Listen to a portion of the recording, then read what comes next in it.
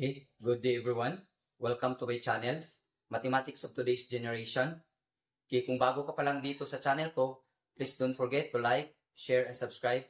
At pakihit ka rin sa notification bell para updated kayo sa mga panibagong videos na i-upload ko. Okay, by the way, if you are a mathematics contestant, okay, a math coach, or simply a mathematics enthusiast, then this tutorial is for you. Okay, without further ado, let's begin. We are now on problem number 16, okay, evaluating an expression number 3. Okay, this problem is taken from the previous Philippine Mathematical Olympiad, and we're going to solve this in a very easy and systematic manner. So if x is not equal to y, and x over y plus x is equal to y over x plus y, then we are tasked to find 1 over x plus 1 over y.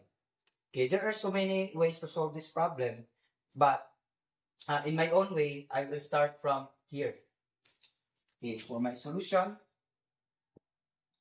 so we have 1 over x plus 1 over y is equal to, okay, so the LCD would be x times y. Then x times y divided by x, so we have y. Then times 1, we have y. Then plus xy divided by y, so we have x. Then times 1, so we have x. Then this is equal to, so by applying the commutative property of addition, this can be written as x plus y over x times y. Now, we have x over y plus x is equal to y over x plus y.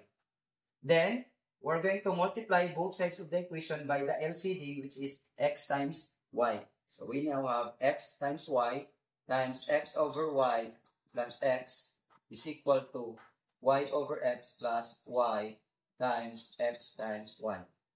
Then x times y by distributive property, x times y times x over y, we have x squared. Then x times y times x, so we have plus x squared y is equal to x times y times y over x, so we now have y squared. Then xy times y, so we have xy squared. Okay, now, we're going to combine x squared and y squared, and so with x squared y and xy squared. So by applying the subtraction property of equality or addition property of equality, okay, we now have, okay, this follows that we have x squared minus y squared is equal to xy squared minus x squared y. So we're going to transpose this one to the right-hand side. So from positive, that becomes negative. Then this one also, from positive, this becomes negative. So the operation would be subtraction. Then, we're going to factor each expressions, no, in the left-hand side and the right-hand side. So this one, since this is a difference of two squares, so this can be factored out as x minus y times x plus y is equal to, okay, this expressions has a common factor which is x, y. Then xy squared divided by xy, so we have y. Then minus x squared y divided by xy, so we have x. Okay, so then this follows that, okay, by reversing this one, so we multiply negative 1 outside. So we have now x minus y times x plus y is equal to negative xy times x minus y.